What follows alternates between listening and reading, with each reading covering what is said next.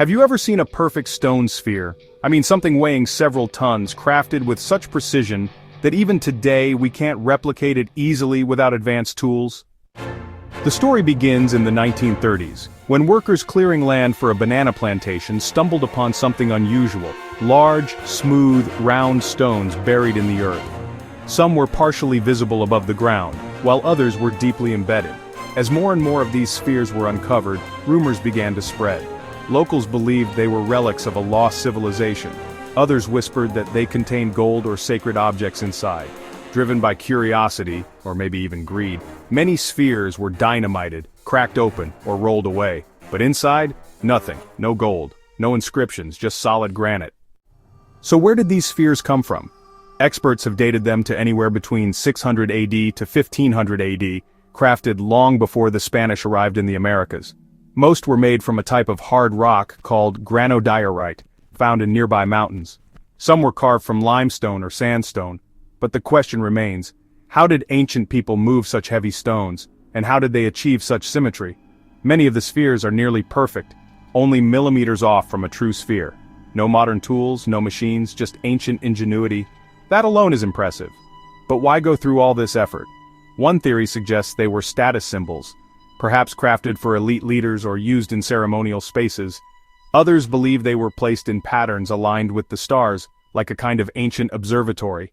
But without written records, we can only speculate. Even more fascinating is who made them. The most likely candidates are the Diquís people, a now extinct indigenous culture that thrived in southern Costa Rica before the Spanish conquest. They left behind elaborate pottery, metalwork, and stone sculptures, but no written language. What we know comes only from the remnants of their culture, and these silent stone giants. Archaeologists have mapped the locations of some of these spheres. In certain areas they appear in lines, triangles, and even spirals. Could these shapes hold a message? A map? Or were they just decorative? And then there's the deeper mystery. Many of the spheres were moved from their original locations.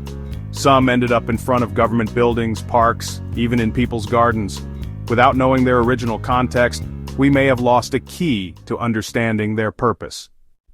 But not all is lost. In 2014, UNESCO declared the stone spheres a World Heritage Site, recognizing their cultural and historical significance. Since then, efforts have been made to preserve and study them more carefully. Scientists have used 3D scanning and digital modeling to measure the spheres and their placements.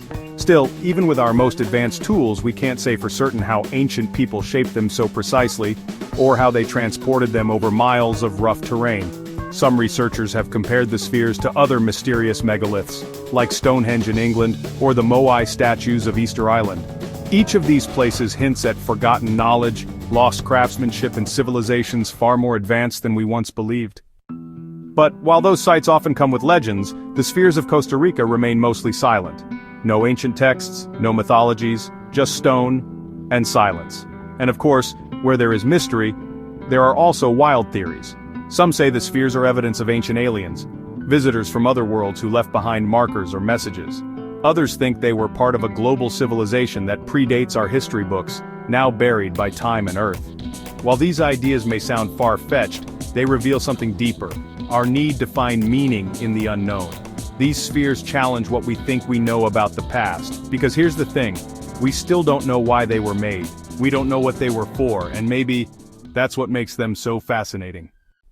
They're not just stones, they're questions carved in rock, questions without answers. So the next time you see a perfectly round shape, whether it's a ball, a globe, or a planet, think of the stone spheres of Costa Rica. Imagine the hands that shaped them, the people who watched them rise from the rock, and the secrets that disappeared when the last of the Diquís faded into the jungle. Who made them?